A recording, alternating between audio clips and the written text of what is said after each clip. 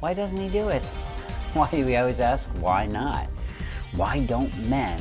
Today we're going to talk about 5 secrets about what men think and answer a few of those questions that start out, why doesn't he? Because if there's one thing I do know, it's that women love to learn why men do the things they do. After all, having a window into a man's world tells you all the things you want to know. And believe it or not, men have the same questions about women. Why don't they do this? Well, we're going to delve deeper into 5 of those today. Because knowing what holds a guy back is really important, because you'll also learn a little bit about how men are being culturally disabled. Ooh, yeah, you heard that right, disabled. And they need to step up to the plate. Secret number 1, why don't men text me back? First of all, I have to make sure this is clear. Texting is not a way to get to know somebody. This is not a way to find out more about what a person's character is. Texting is for things like, I'm on my way, I'm running a little late, not for things like, so what kind of work do you do? Tell me more about your parents. That's not what it's for. It's only trivial communication, okay? And by trivial, I don't mean to trivialize it.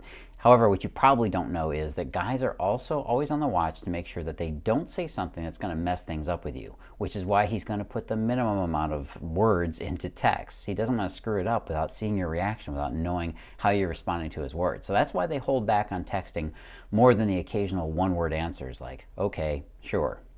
Secret number 2, why doesn't he tell me he loves me? Oh yeah, the eternal question of why men don't talk about their feelings and their emotions. Because that's mostly what you're asking with this question. Now, if you asked me why you get wet when you go out in the rain, I'd have to tell you that rain is water falling from the sky, and that's what makes you wet. And you'd think that was a perfectly acceptable, if kind of a duh, answer. But when you ask why men don't communicate their feelings, I only have one thing to tell you. The answer is because men don't talk about emotions the way women do. And that's not just a cheeky way to avoid the question. It's perfectly true. Emotional conversation is not in a man's nature. It's not saying that we can't do it. It's better actually these days than it's ever been for men to talk. As a matter of fact, we've kind of gone off the other end, the deep end, and we've gotten a little too sensitive.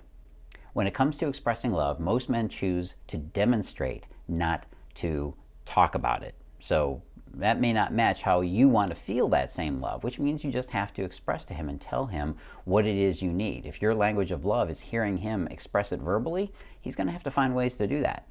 Secret number 3, why don't men ask for directions? Oh yeah, I had to include this one for fun since it's a common question that I get all the time.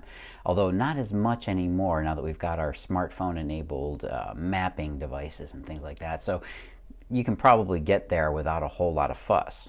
One of the answers you're going to hear is, well, guys don't ask for directions because they have huge egos and they can't stand to be wrong.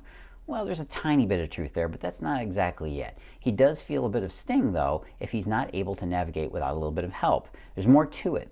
Men feel like men when we're feeling competent, capable, and providing for you. And when a man is driving you somewhere, it feels like he's actually providing for you. If you had to stop and ask how to get to where you're going, that's going to make him feel inadequate. Yes, incompetent. You see, there's another reason, and that's because men drive by feel. We use navigation landmarks and things like that. So when he's driving, he's going to try and feel his way there. And he would feel incompetent if his internal navigation system failed him. Secret number 4, why don't men plan romantic dates anymore? Yeah, this one is, I'm right there with you on this one. Guys need to step up and put some sweat into creating a loving experience for you right on the first date. It's really frustrating when you're talking to this new guy you met and he finally gets around to asking you out and you ask him what he wants to do. And what does he say? I don't know. What do you want to do? Are you kidding, dude? Well, there is a way to handle this. It's an easy way, and it's ages old. The man makes the plan, and then he asks for your input. This gives you the ability to throw out some feedback, and he can be sure he's doing the right thing. So next time a guy drops the ball, you can say something like, you know, I'd really love it if you came up with something cool for us to do. It'd make me happy and excited for the date. That's all he needs to hear, is that it would make you happy, and he will jump up to that challenge. And secret number 5, why don't men commit? Well, you know what? Entire encyclopedias have been written on this one. I should know. I've written a couple myself.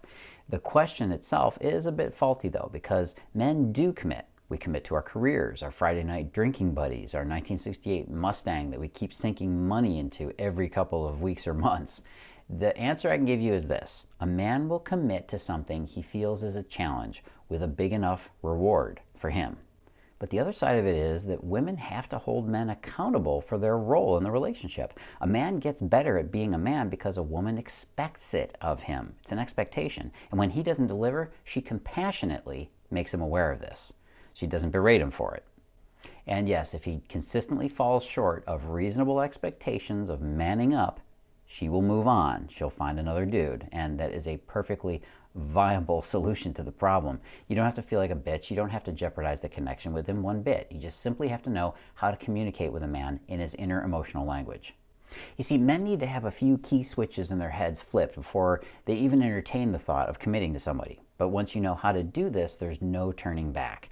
You might even say he'll imprint on you after you've made the right impression on him. It's a matter of seeing relationships from his perspective to understand what it is he really wants. And I've got a great video for you to show you how this works, and because only then really can you remove those inner fears and doubts that hold a man back. Go watch this video. Go on over to datingadviceguru.com/commitment. That's datingadviceguru.com/commitment.